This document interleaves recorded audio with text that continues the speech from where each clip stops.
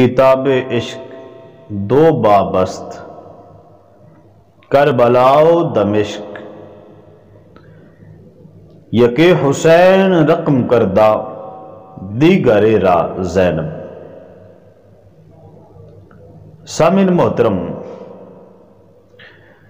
10 محرم الحرام کو امام علی مقام اور آپ کے رفقا کو بڑی ہی بے دردی کے ساتھ پیاس اور بھوک کے عالم میں شہید کر دیا گیا۔ یزیدی فوج کا ظلم یہاں پہ نہیں رکا،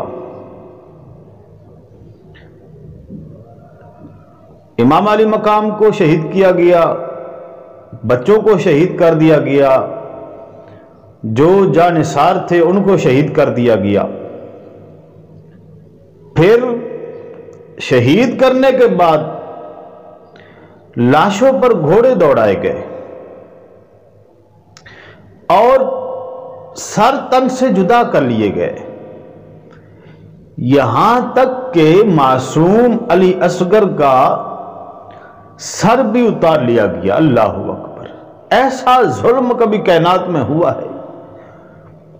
دشمن کا بچہ ہو وہ بھی پیارا لگتا ہے، اس کو بھی نہیں کچھ کہا جاتا، لیکن یہاں پہ ظلم کا یہ عالم ہے کہ 6 ماہ کا علی اصغر ہے، پیاس کے حالت میں اس کو شہید کیا جاتا ہے اور پھر اس کا بھی سر اتار لیا جاتا ہے اور سب سروں کو نیزے کی نوک پہ رکھا جاتا ہے۔ علی اصغر کا سر بھی نیزے کی نوک پر ہے اور فتح کا جشن منا رہے ہیں۔ ایسے پتھر دل، اور جب رات ہوتی ہے تو امام علی مقام کی ہمشیرہ سیدہ زینب سلام اللہ علیہا آپ کچھ اور خواتین کے ساتھ میدان کربلا میں نکلتی ہیں اور اپنے بھائی کے لاشیں کو تلاش کرتی ہیں۔ دیکھا کہ لاشیں بکھڑی ہیں، کہیں علی اکبر کی لاش پڑی ہے، کہیں اون محمد پڑے ہیں، کہیں علی اصغر ہے، کہیں عباس ہے، کہیں حضرت قاسم ہیں، تو آپ تلاش کرتی کرتی امام علی مقام کی لاش پر جاتی ہیں۔ سب کے سر کٹے ہوئے ہیں اور سب کی لاشیں بے گور و کفن پڑی ہیں، اور جب امام علی مقام کی لاش پر جاتی ہیں تو زہر ہے، بہن تھی، امام علی مقام کی ہمشیرہ تھی، اور کتنا پیار ہوتا ہے بہنوں کو بھائیوں سے آپ سمجھ سکتے ہیں۔ تو لاش سے چمٹ گئی اور اپنا رخ کیا مدینہ شریف کی طرف اور بڑے ہی درد بھرے جملے بولے، ایسے جملے جو آج بھی تاریخ کی کتب میں موجود ہیں اور عربی کی کتب میں یہ ملتے ہیں۔ آسمان بھی رویا ہوگا ان الفاظ پر۔ مدینہ شریف کی طرف رخ کیا اور کہا، یا محمدہ یا محمدہ صلی علیک الالہ وملک السماء ھذا الحسین بالعراء مزمل بالدماء مقطع الاعداء بناتک سبایا وذریتک مقتلا ریاح۔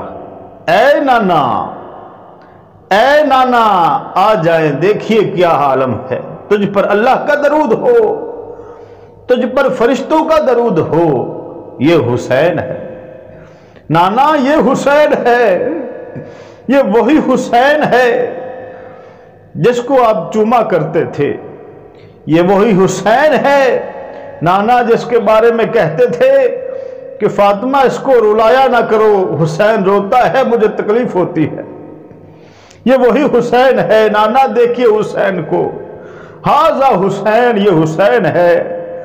کتنے درد بھرے جذبات کے ساتھ सईदा ज़ैनब ने कहा होगा कि यह हुसैन है, और कहा नाना मेरे भाई ने कफन नहीं पहना हुआ, आज कफन कोई नहीं पहनाने वाला, मुज़म्मिलुम बिद्दिमा, खून की चादर ओढ़ रखी है मेरे भाई ने, खून का कफन पहन रखा है मेरे भाई ने।